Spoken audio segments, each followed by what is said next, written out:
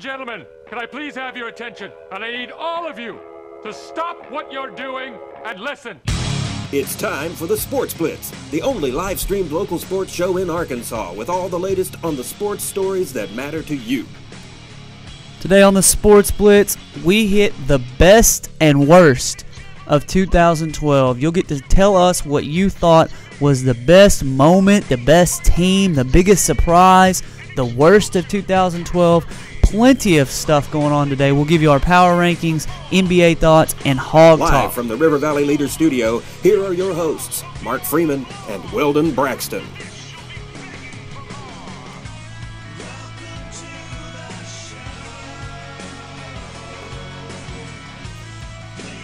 Welcome in, Blitzers. It's good to be here for the first time all week. It is good to be here.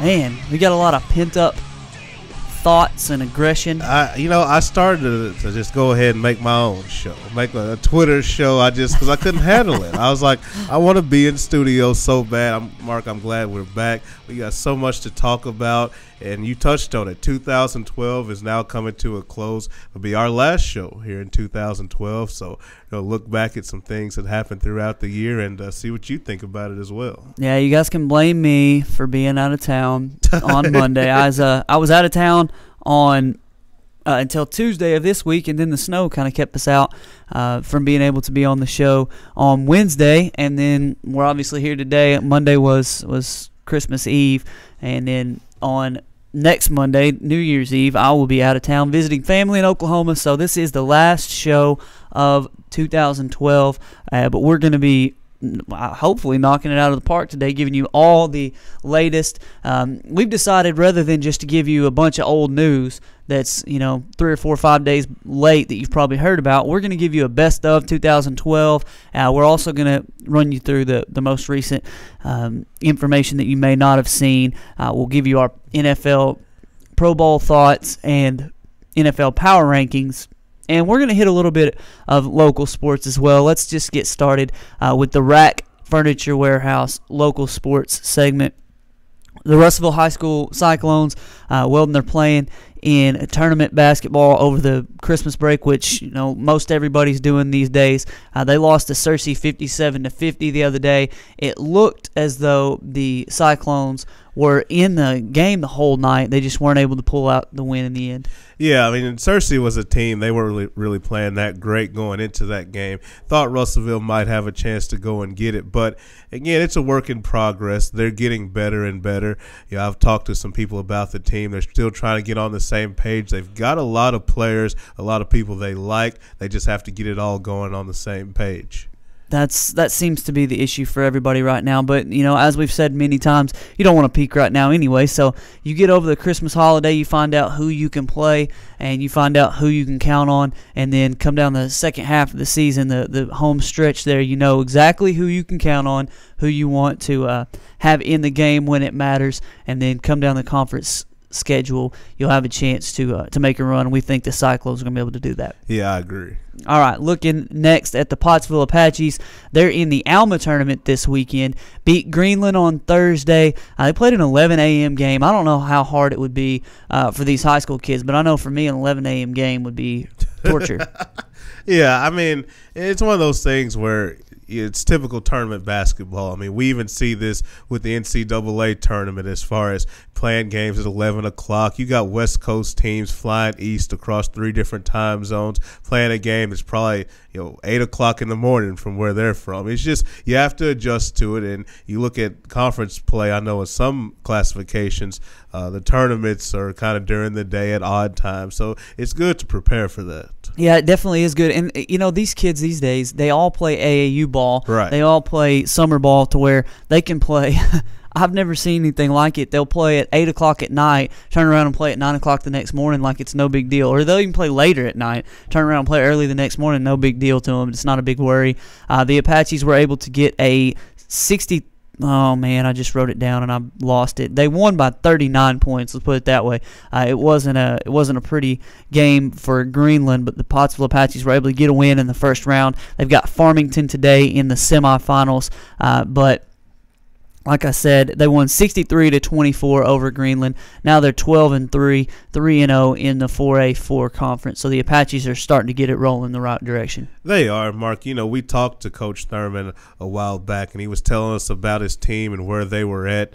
Of course, without Clarksville in the mix as far as conference play, they feel good about their chances. He talked to us about their ability to play multiple styles. And again, I can't emphasize enough how important that is. You know, when you play basketball in your conference, especially when you get to the state level, you're going to see all different types of styles. Pottsville's going to see people who are going to try to grind them out, slow them down, pound them inside with size. And at that point, it'll be important for them to pressure the basketball, get the tempo going back and forth. And then they'll run into a team with a lot of athletes. You look at some of those teams from Southern and Eastern Arkansas, they like to get up and down the court. They've got tremendous athletes. It'll be important for Pottsville to be able to execute and slow the game down. So it's very good, and it's important that they can play multiple styles. And, you know, that's one thing I'm glad you brought that up, that Pottsville does very well. They play several different styles. They can run and gun with you. They're able to play in the half court. They've got really smart basketball players. They're able to play multiple looks defensively. If you've watched the Apaches play, they like to play a pressure man, but they also like to press up in the full court defense with a 1-3-1 press. I'm not trying to give anybody a scouting report here, but they'll trap. They'll do a lot of different things because they've got guys who are able to play that style and adapt. But like Weldon said, when it comes down to playoff basketball, when it comes down to time to, you win or go home, right, that's it's very important that you're able to adapt. And last year, the one game that it seemed like, besides Clarksville, who Pottsville had trouble with, the one game that they weren't able to adapt, it was when Berryville slowed them down in the regional, and they just weren't able to hit shots, and they went home. I think that's one thing that Coach Shane Thurman and his Apaches have worked on this year. They're going to get a big test in that today, because if Farmington's anything like they've been for years, they're going to walk it up. They're going to make you execute and beat them that way. And then you're going to have guys like Michael Perry penetrate, get Travis Cole open shots, or get the bigs open shots. I don't even know for sure. I'll have to ask Coach Hill or Coach Thurman if Corey McCown's back. He rolled his ankle pretty good a couple weeks ago and was out, but they're going to have to play a good game today. And it's good, though, that they get this test and that they get to see this style of play. Yeah, it is. Because you mentioned, when a team tries to grind you out, if you're Pottsville, you want to use your athleticism and try to get that game going up and down. But at the same time, a team like Farmington, you mentioned them, if they are able to slow the game down, it's important that you have the ability to execute in the half court as well. We've talked about this with the Arkansas Razorbacks, and I believe one of our biggest concerns going into league play is, can Arkansas execute in the half court? We love the fastest 40 minutes of basketball as much as anybody, but at some point, no matter who you are, no matter what style of basketball you like to play, you have to be able to execute at points in the half court. And the last time we talked about the Clarksville Panthers, they were losing to North Little Rock 68-60 in the Arkansas Hoops Challenge in Maumelle. They played against, obviously, one of the best teams in the entire state. And I guess that was kind of an honor that Ron Crawford set that up to where Clarksville would play against them. And I'd heard that they were scheduled to play somebody else, and North Little Rock was scheduled to play another team. I won't mention who that team is, but they basically said, we don't want any part of North Little Rock. And Ron Crawford's kind of scrambling around, and he asks Coach Davis, and Coach Davis said, yeah, we'll play them.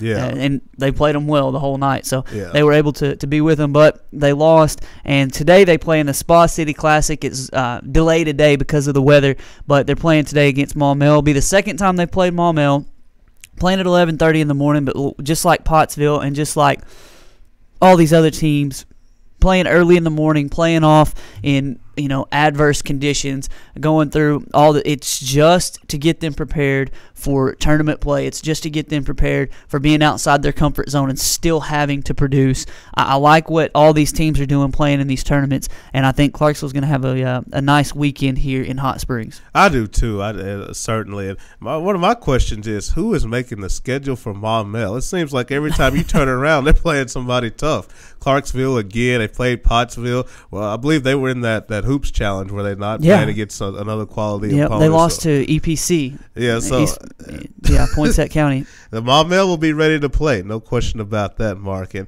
I've said it over and over about these preseason tournaments. They're just designed to get you ready.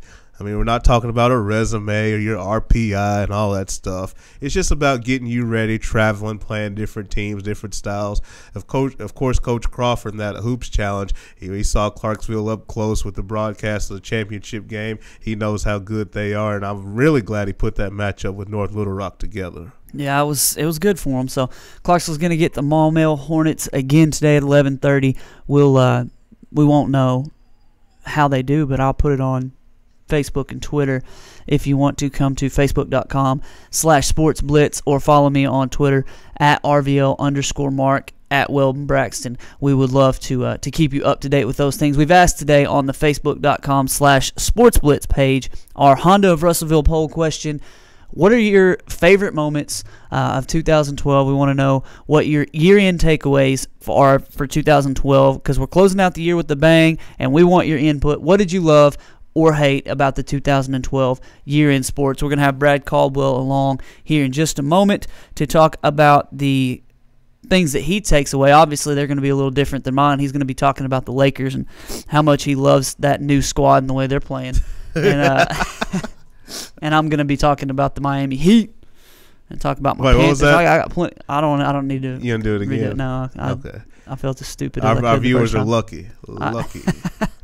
Anyway, but we'll be on with him at 11:15. Last thing we can let you know about for the Arkansas Tech Wonder Boys and Golden Suns, they have nothing new on the website right now.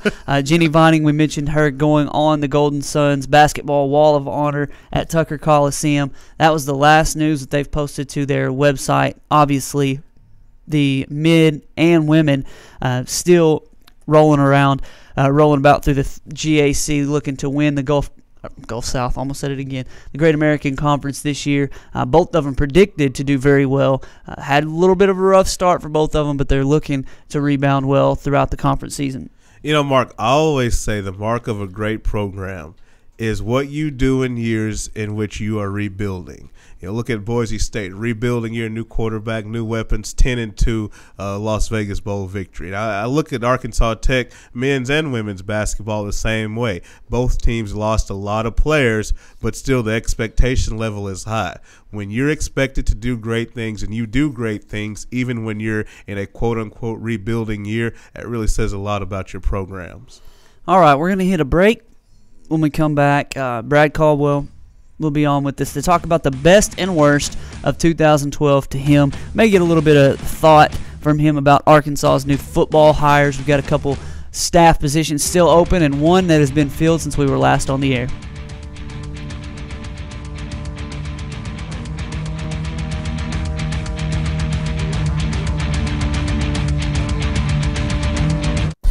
Set your sights on savings right now at Honda of Russellville.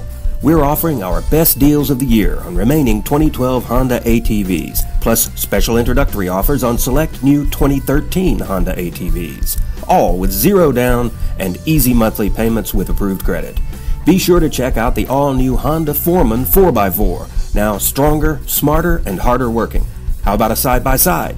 Well, Honda's got you covered with the Big Red. Honda's Big Red offers a proven Honda engine, automotive-style Honda automatic transmission with no belts to slip or break. Come in for a test ride today at Arkansas's legendary Honda dealer, Honda of Russellville. Hello, River Valley. This is Doug Duval with Arkansas's first Rack Furniture Warehouse, where we have the largest selection of recliners and mattresses in the state of Arkansas.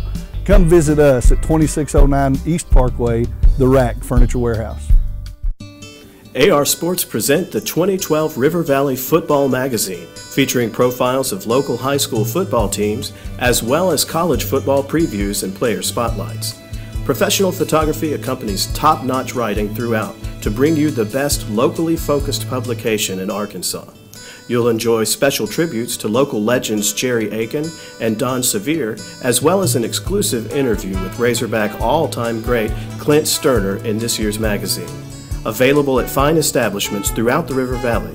Pick up your copy of River Valley Football Magazine today. RiverValleyLeader.com is the #1 local source for instant news in the River Valley, offering HD video and live streaming along with top-notch coverage of all the news and events around the area. The River Valley Leader is the only place to go for all the information you need. Check out the newest local business featured on the site, as well as police news and coverage from important meetings, along with the personal stories, all at one convenient click. Check out RiverValleyLeader.com. Live from the River Valley Leader Studio, here are your hosts, Mark Freeman and Weldon Braxton.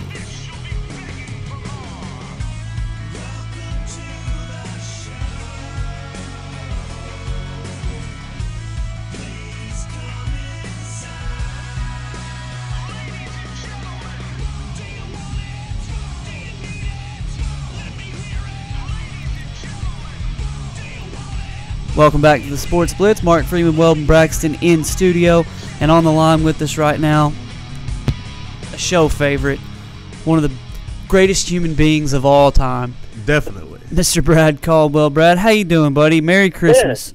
Man, you must have a good Christmas or something. I'm good, man. How are you guys doing? Good, man. Doing good. well. Glad to be here for the first time in a week, in the week. And like I said, it is a week. Yeah, a week, the week. Man, glad to be doing this on the last chance we'll get in 2012, and we're ready to hit some best and worst of 2012. I hope you've got your thinking cap on there, Brad, as we go through the best and worst of 2012. I want to start it off with the best team. Who was the best team that you saw, whether it was in person, on TV, whatever it was, the team that you were most impressed by in 2012? Mine, it's easy.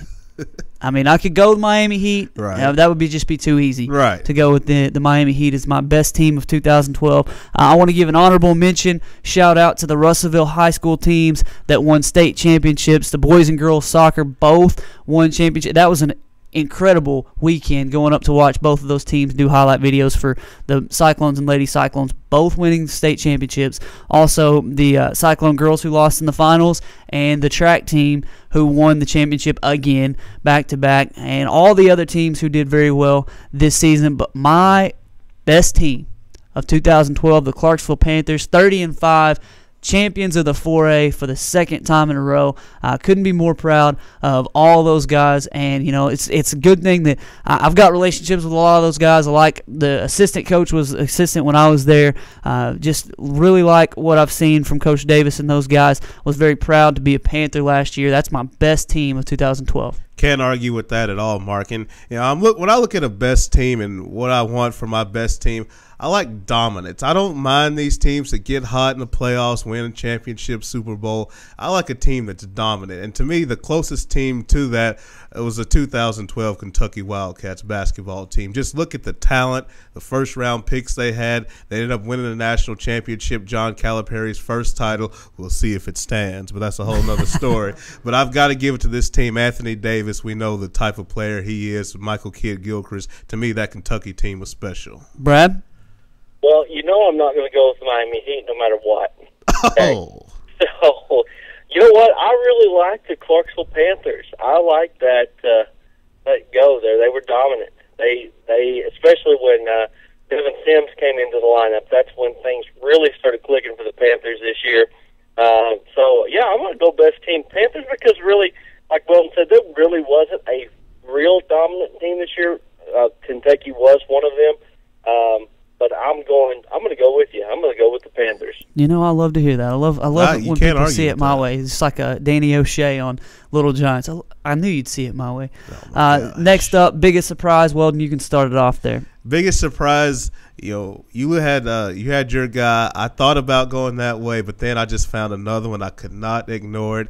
I had to go down to College Station, Mr. Johnny Manziel. I mean, this is a Texas A&M. When we talked about Missouri and A&M coming into the SEC, most people thought, oh, Missouri, they may be ready. A&M, it's going to take them 3, 4, 5 years before they can compete in the SEC. They come in right away and win 10 games, and a large part of that has to do with the Heisman Trophy winner, Johnny Manziel, one of, if not the most dynamic players in college football. Here's a guy who had to battle for the starting job in preseason practice and on back into the spring. What he did against that Alabama defense, putting up 20 points like it was nothing. My biggest surprise is Mr. Johnny Manziel. You know, I think if there was a right answer to be had on this one, you'd have it, because we've never seen a freshman win the Heisman Trophy. That's right. And here goes Johnny Manziel, Johnny Football, taking the world by storm, winning the Heisman Trophy. I like that thought. Mine goes back to early on in the year, last basketball season, where it seemed like for about a month there was it doesn't seem like there was a craze like no other that I've ever seen. There was Fernando Mania back in the 80s with Fernando Valenzuela for the Dodgers, but I'd never seen anything quite like Linsanity in my young career as a journalist. Jeremy Lin there in New York, all the craze, all the buzz that was about him as Carmelo Anthony and Amari Stoudemire were either out or back and forth in the lineup, and Jeremy Lin just carried the New York Knicks to relevance for just a little while. Now he's with the Rockets, just starting to get it back together, but Linsanity to me was the biggest surprise of 2012 because literally nobody saw that coming. The dude is sleeping on a couch in an apartment of somebody in New York City, and next thing you know, he's making $10 million a year. So that's a big surprise to me. Brad, what do you got as a big surprise? I'm going with two of them, Adrian Peterson and Peyton Manning, not because those guys playing great is a surprise, but both coming off major injuries and performing at the level that they are, and now both are being mentioned for Comeback Player of the Year as well as MVP. Peyton Manning has lifted the Denver Broncos from a team that did win a playoff game last year, but was 8-8, I think, going into the playoffs last year, to the number one seed, possibly, if everything works out this week here with the Broncos. I mean, that's unbelievable. And then Adrian Peterson, 205 yards away from the all-time single-season rushing record after blowing out your knee. Not even a year ago, up until Christmas Eve. That's unbelievable. Probably the greatest comeback of all time as far as from an injury. So I'm going to go with both of them as my surprise of the year. Can't argue with that. Real quick, Brad, I do want to ask you, which one of those two do you have for your MVP? Man, that is the toughest question. As far as MVP voting goes, there's usually a guy that's just clear cut. But those two guys are just unbelievable. But I think I'm going to go with Manning just because of the success of the team. I think you could throw those two dudes in a hat, draw out a name, and you wouldn't be wrong. Yeah, I can't argue with that at all. We hadn't even mentioned Calvin Johnson, who broke the record too, and that's just the way this NFL season's been. And the thing with Detroit, and I'm glad you brought that up, not to get too far off topic, is people just look at that record and it's like, my goodness, yeah, you got the record, but your team is awful. They've lost so many games in a row. But our last category, Brad, Mark, best moment. And I had to think about this one because there were a lot of moments from the Olympics. You look at what Michael Phelps did, Ryan Lochte, U.S. women's soccer team, Gabby Douglas and the gymnastics teams. I'm going to go off the beaten path a little bit. And I know you two are not golf fans, but I'm telling you, if anybody who watches the Masters, you cannot beat Sunday, back nine, Augusta. This year we had a playoff. Bubba Watson wins it in dramatic fashion over Louis Oosthuizen. I'm telling you. He had a huge hook. He was in the right-hand rough, had to hit it out. Huge moment. Bubba Watson, his family, they just adopted a child. It was special. I know you two won't get it because you hate golf, but it was special. I don't hate golf. You would have had to have reminded me who won the Masters. Let's put it that way. I'll pay attention if Tiger's in it, but color me a bad golf fan. You probably won't be paying attention. Not very often. Tiger struggle. Best moment for me. This is kind of a vindication, and I think you both could kind of guess where I was going with the best moment. I'll never forget the middle of June this year, just watching as the clock ticked down on Game 5 of the NBA Finals, as LeBron James and his Miami Heat are on the sideline just dancing, and I can see LeBron now with his little childlike dance moves on the side as he's just as Steve Young once put it, the monkey's off his back. Yeah. And he finally gets his championship. To me, that was my favorite moment of 2012 as far as a best moment goes. You can't get any better than, for me, a guy that you've been just telling everybody he's the best, he's the best, he's the best, and you couldn't prove it. And now you can say, look at that ring. How's the ring taste? Championship. Brad, I know you don't agree with either one of us, so what's your best moment of 2012? You know what? I'm going to have to go back. Now, let me preface this and say 2012 has been one of the crappiest sports years ever, in my opinion. It's been horrible. But that said, I'm going to go all the way back to early March. And, you know, for me, as a former Ozark hillbilly, it really hurts sometimes to give the Clarksville Panthers credit. But Freddie Lee scoring 28 points in the state finals against a Pulaski Academy team that was supposed to be unbeatable. Hadn't lost a game to a team from Arkansas. We sat and watched Sylvan Hills win the 5A championship, and Pulaski Academy handled them in easy fashion earlier in the year. And the Clarksville Panthers step on the court behind Freddie Lee's MVP performance, 28 points in the state finals, and beat PA 93-73 with a Texas Tech signee on the other side of the court. I mean, it was, as far as an exciting moment and just me watching a game in person or on television, I probably didn't get any more excited about any moments than that moment right there.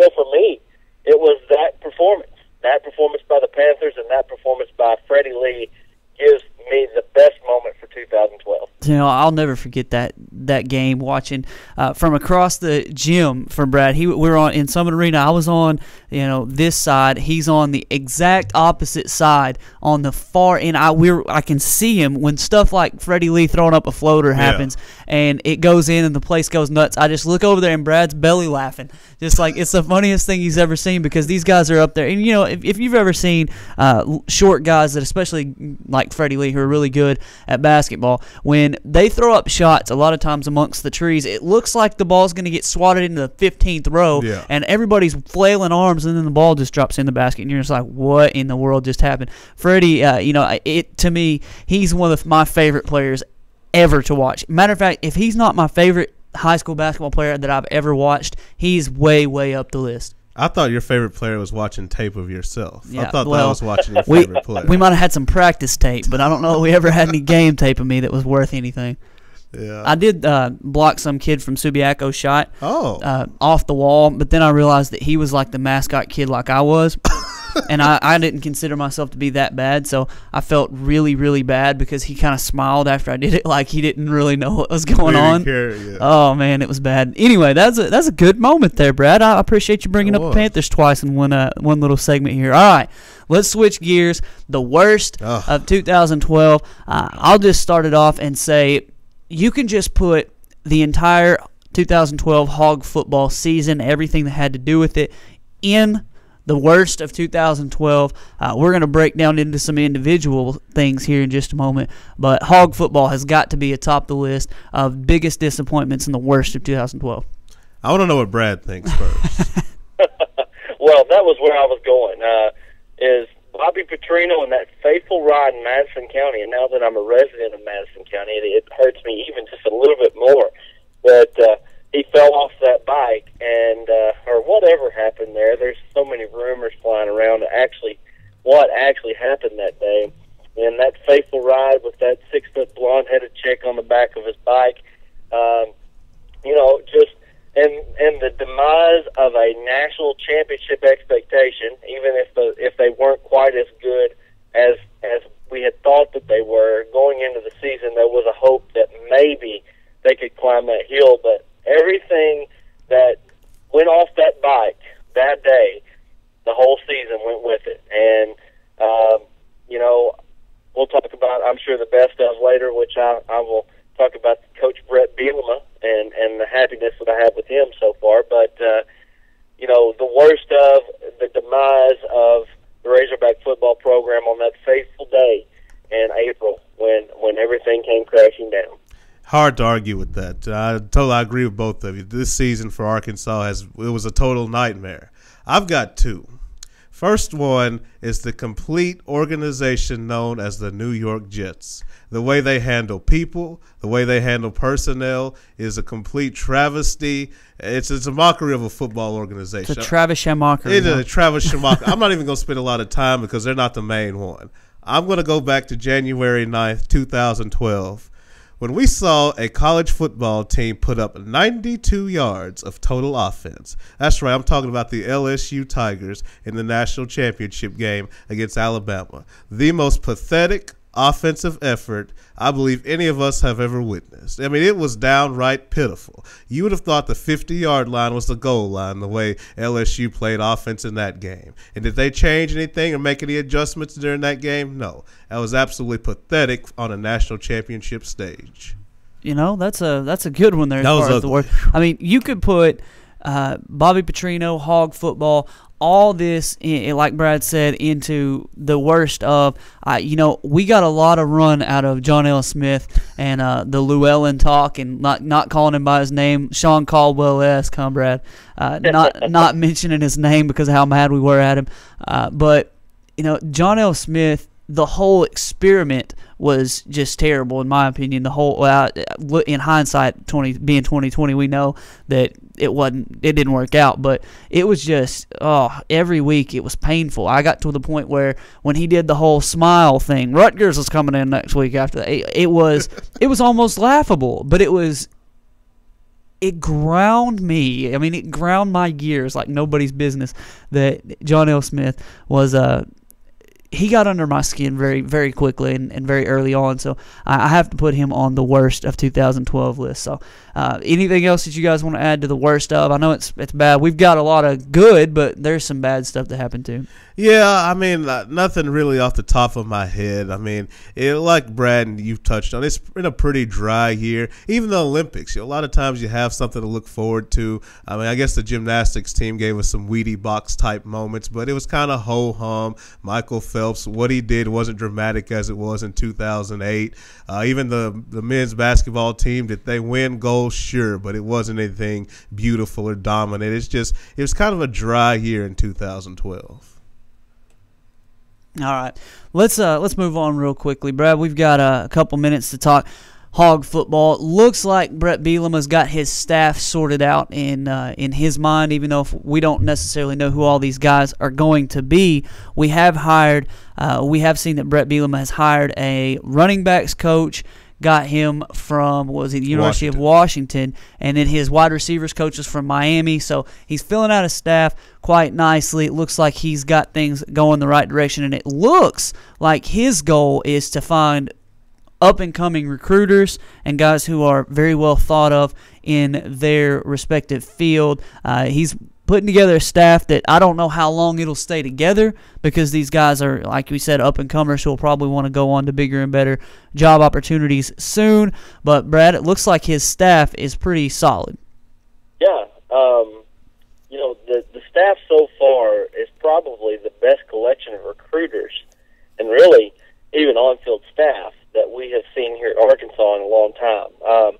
Frank Broyles had a lot of good coaches come through under him, but I don't know that you could say that since then that Arkansas has had just a outstanding, stellar staff as they have right now. Of course, we'll see the results on the field, but the most important thing to me has just been the recruiting prowess that these guys have. Each one of them that have come in so far has something that they can bring to the table, which when you really look back at Bobby Petrino's staff, I mean, what was Chris Sinkovich bringing to the table as far as recruiting? Kalanickis brought some to the table a little bit. There was just not that many guys that you looked at and said, man, these guys are stellar recruiters, and every one of these guys that are on the staff so far are being they're touted as one of the best, if not the best recruiter in the nation. I mean, this guy coming from Miami, I think his name's Harrison, rated one of the top 10 recruiters in the nation.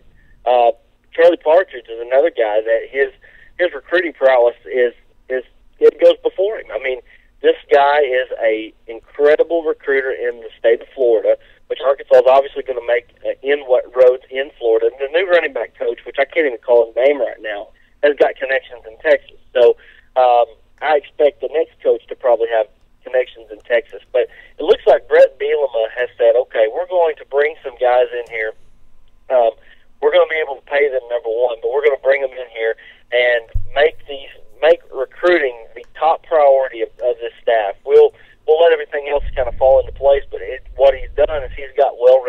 coaches, guys that can recruit and guys that can coach on the field.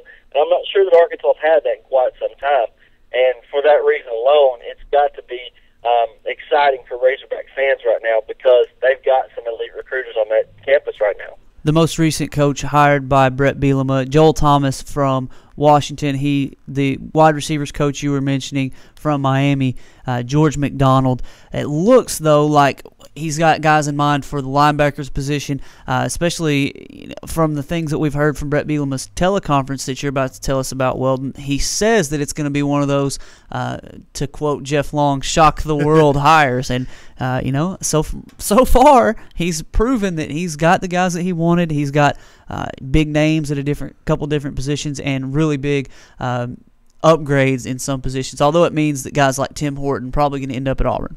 Probably so, and I really like this staff, to piggyback on what Brad was saying, because coaching, it's important. It's about recruiting and how you can coach on the field. And it seems with this staff, they can do both. I mean, Pittman and Ash and Partridge, these guys have great recruiting ties as well as being great on-field coaches.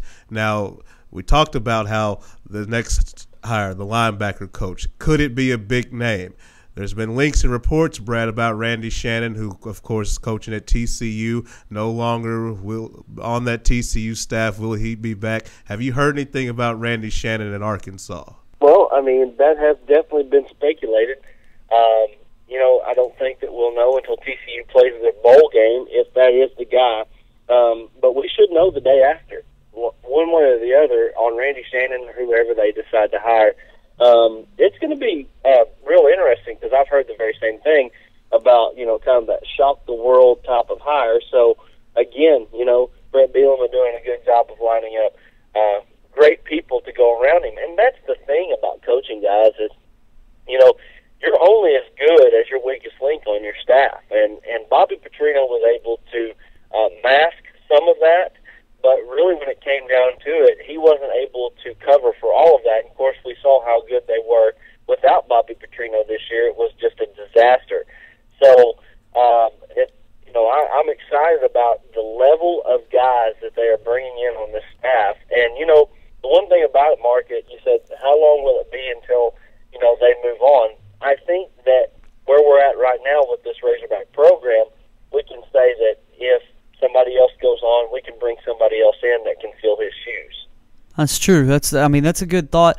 If I'm going after Randy Shannon, which reports out today say that he's interested in Southern Florida USF defensive coordinator job, and they looking at the salaries that they're looking to pay and what they paid last year, they can afford to pay on par with Arkansas, what Arkansas would pay for a linebackers coach. You're looking at guys to not necessarily be a stopgap. I know that sounds terrible, but to come in and immediately change the culture, immediately change things. And if you're Brett Bielema, you don't want to stick in a 2 or 3 year process. You don't want to rebuild slowly. You want to as quickly as you can, turn things around, get them to where you want them to go. And if Arkansas and Jeff Long are willing to put out the money to make that happen, as far as hiring coaches that are of high quality, who's to say they can't go out and do it again whenever this guy goes on to bigger and better things? And then, you look at Brett Bielema's coaching tree, and then he becomes a destination coach where people want to coach underneath him because they know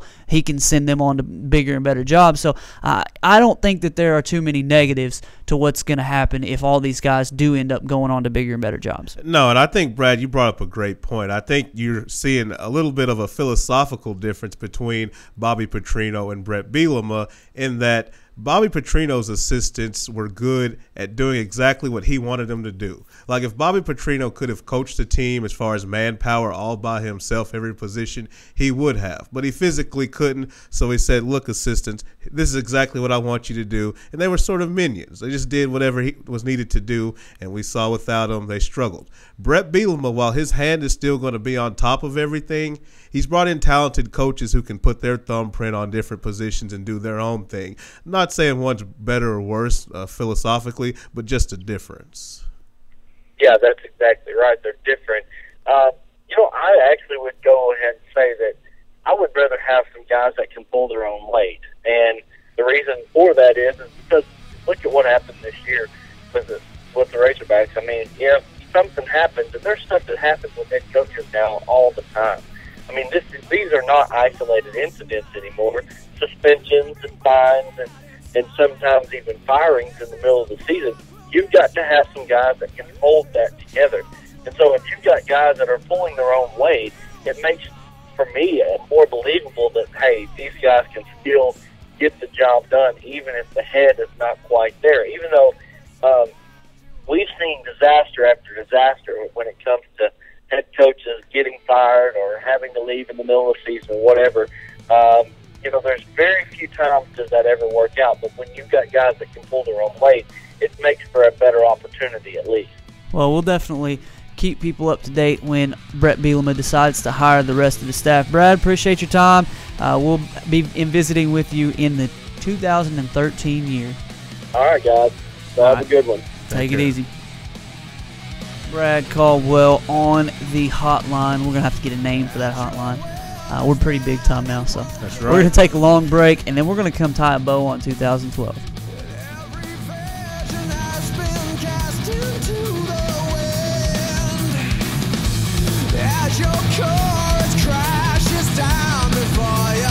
Today, there are more than 20 brands of cars being sold in America. So to be noticed, Ford and Cogswell Motors have to go further than anyone thought we could. How does Ford stand out above the crowd? Not just with plug-in vehicles like the new 2013 Ford Fusion Energy that gets a projected 100 miles per gallon equivalent, but also with a line of gas vehicles equipped with the innovative EcoBoost engines combining power and efficiency, plus a full measure of technologically advanced features. We invite you to stop into Cogswell Motors today. We go further than anyone thought we could, so that you can go further too. RiverValleyLeader.com is the #1 local source for instant news in the River Valley, offering HD video and live streaming along with top-notch coverage of all the news and events around the area. The River Valley Leader is the only place to go for all the information you need. Check out the newest local business featured on the site, as well as police news and coverage from important meetings, along with the personal stories, all at one convenient click. Check out RiverValleyLeader.com. Hello, River Valley. This is Doug Duval again at Arkansas's first rack furniture warehouse, where Leon and I are back in business. We have gallery selection at quality warehouse prices here at the Rack Furniture Warehouse, 2609 East Parkway, Russellville. Set your sights on savings right now at Honda of Russellville. We're offering our best deals of the year on remaining 2012 Honda ATVs, plus special introductory offers on select new 2013 Honda ATVs, all with zero down and easy monthly payments with approved credit. Be sure to check out the all-new Honda Foreman 4x4, now stronger, smarter, and harder working. How about a side-by-side? Well, Honda's got you covered with the Big Red. Honda's Big Red offers a proven Honda engine, automotive-style Honda automatic transmission with no belts to slip or break. Come in for a test ride today at Arkansas's legendary Honda dealer, Honda of Russellville. Hello, River Valley. This is Doug Duval with Arkansas's first Rack Furniture Warehouse, where we have the largest selection of recliners and mattresses in the state of Arkansas. Come visit us at 2609 East Parkway, the Rack Furniture Warehouse. Set your sights on savings right now at Honda of Russellville. We're offering our best deals of the year on remaining 2012 Honda ATVs, plus special introductory offers on select new 2013 Honda ATVs, all with zero down and easy monthly payments with approved credit. Be sure to check out the all-new Honda Foreman 4x4, now stronger, smarter, and harder working. How about a side-by-side? Well, Honda's got you covered with the Big Red. Honda's Big Red offers a proven Honda engine, automotive-style Honda automatic transmission with no belts to slip or break. Come in for a test ride today at Arkansas's legendary Honda dealer, Honda of Russellville. Hello, River Valley. This is Doug Duval again at Arkansas's first Rack Furniture Warehouse, where Leon and I are back in business. We have gallery selection at quality warehouse prices here at the Rack Furniture Warehouse, 2609 East Parkway, Russellville. Today, there are more than 20 brands of cars being sold in America. So to be noticed, Ford and Cogswell Motors have to go further than anyone thought we could. How does Ford stand out above the crowd? Not just with plug-in vehicles like the new 2013 Ford Fusion Energy that gets a projected 100 miles per gallon equivalent, but also with a line of gas vehicles equipped with the innovative EcoBoost engines combining power and efficiency, plus a full measure of technologically advanced features. We invite you to stop into Cogswell Motors today. We go further than anyone thought we could, so that you can go further too. Live from the River Valley Leader Studio, here are your hosts, Mark Freeman and Weldon Braxton. All right, last segment of 2012. Getting a little nostalgic here in the studio. We might have some tears shed. Yeah. Is this our last power rankings of 2012? It'll be all right. I got some Kleenex. We'll be talking about the playoffs, who's going where, about the time we next show up. We figured we'd take the last show of the year and just blow crap up. So we've changed our whole power rankings around. We're nowhere near where we were last week, and that's how we like it. A couple teams lost, and we punished them. One team lost. We punished them by knocking them completely out of the power rankings. One team won ugly. We decided to replace them also in the power rankings. So we've got a completely different look this week. Houston, you guys have done pretty well for the early on in the season. Not been so dominant as of late. So we're punishing you at putting you at number 5 in the power rankings. I know that you're where you're at here, Houston, 12-3. You've done pretty well in winning the AFC South, possibly winning the AFC South. I know. You've got it won. They've got it won. Indianapolis is on your heels, but you've won the AFC South, but you haven't looked as good recently as some of these other teams. So we've got you at number 5, Seattle at number 4. You beat the brakes off of San Francisco, and you deserve to jump into the power rankings. As a matter of fact, I don't know that I wouldn't put them above Green Bay right now just because of what they've been able to do recently. And I know it was at home, so that's probably why we keep them below Green Bay. But it was impressive what Seattle did to San Francisco. Green Bay at number 3, Atlanta at number 2, and Peyton Manning at number 1. I like that. The Fighting Peyton Mannings. The Denver Broncos at number 1 in our power rankings. They've won 10 games in a row, so there's nobody that could argue us putting them at number. Whether we're saying that they're the best team in the league is another story, but they obviously deserve to be at number 1 in the power rankings. Glad you brought that up, because remember how we do power rankings. We do not put teams based on how we think they'll fare from that point forward. It's about what have you done for me lately. I mean, I'm looking at a team like the Denver Broncos. I still have questions about them. I mean, they played a tough schedule early. They got beat up. We told them to go ahead and take easy games the next 2 months, come back and show us what you've learned. Okay, well, it's time for us to cash in on the Broncos and see what they've learned as we get closer to the playoffs. You look at the Atlanta Falcons. They went up on a Saturday night, beat a Detroit Lion team. We know they're emotional with that record Calvin Johnson accomplished. Do I trust them fully in the playoffs yet? Not quite, although they're showing me signs, but they deserve to be at number 2. And mark the Green Bay Packers. To me, they look like the most dangerous team in football right now. They've got Super Bowl champ. Your Super Bowl champs. They've got a running game back now, starting to get healthy on defense, starting to look a little like that 2010 team that won the Super Bowl. And then you mentioned it, Seattle. They beat up on a San Francisco 49ers team that just got off of a victory against the New England Patriots. The only reason, and I'm not trying to take anything away from it, but when you look at what San Francisco went through, having to fly 3,000 miles across the country, play a tough New England Patriots team, fly back home, then go up to the West Coast and to the loudest stadium in the NFL with the Seattle Seahawks. I'm not making an excuse for it, but I think the 49ers are a much better team than what they showed. And then your Houston Texans. Still one of the best teams in the AFC. I've said it many times. I think there's only 3 teams that can win the AFC. I still have Houston in that category, but they are starting to leak a little oil. That secondary is very questionable. They need to get it together for the playoffs. And, Mark, you mentioned we were a little harsh. We knocked some people out, San Francisco and New England.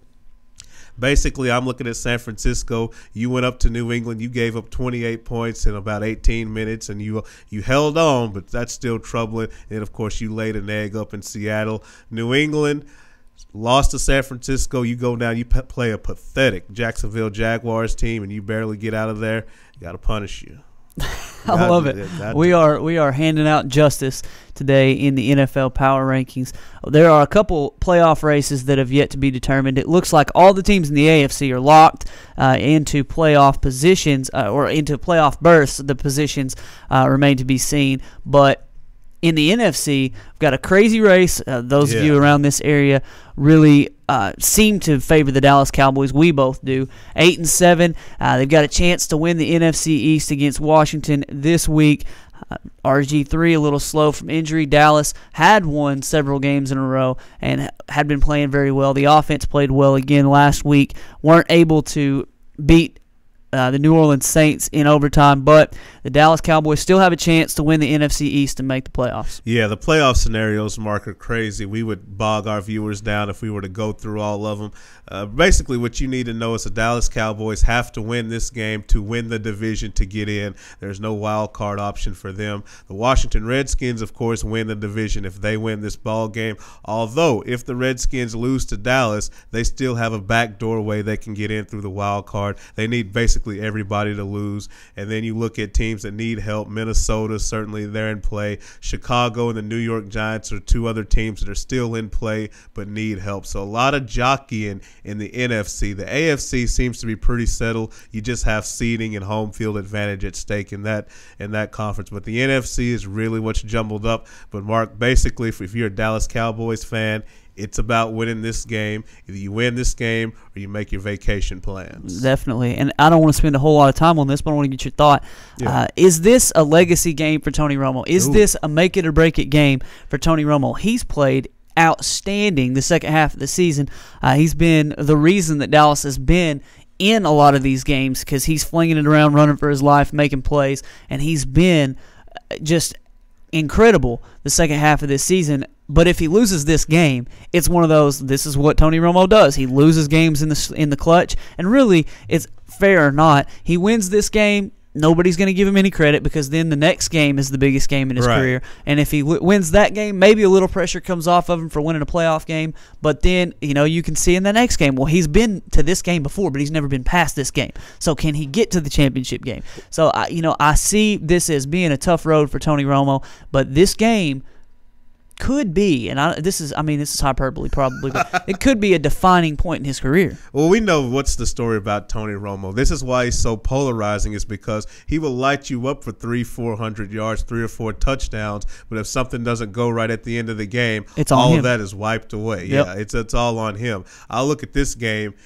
Even if he throws for a ton of yards and all this, if they don't get it done late in the game, especially if it's an offensively driven issue, even if the score is 38-39 and Romo's got to drive down for a game-winning field goal and they don't quite do it, it's going to be blamed on Tony Romo. So, yeah, is it a legacy game? It's hard for me to say because at some point you look at this Dallas organization and they're thinking, well, we got talent all around. Why can't we get it done? They may look at that quarterback position, and fans may look at it. I'm not saying that's fair or not, but that'll be the question that comes out. How about some Pro Bowl snubs? It looks like Dez Bryant went crazy this year, didn't get into the Pro Bowl. You had some guys who weren't necessarily excited about being snubbed. Even guys like Sherman from Seattle, who apparently his drug test positive was overturned in appeal, so he didn't make the Pro Bowl because the fan, coach, player voting left him off because of his positive test. Turns out, although he's probably the best corner in the league this year, one executive said it's not even close. He's not going to make the Pro Bowl either. Yeah, it's tough for Sherman. I mean, talk about a big physical corner. They've got to sit out there in Seattle.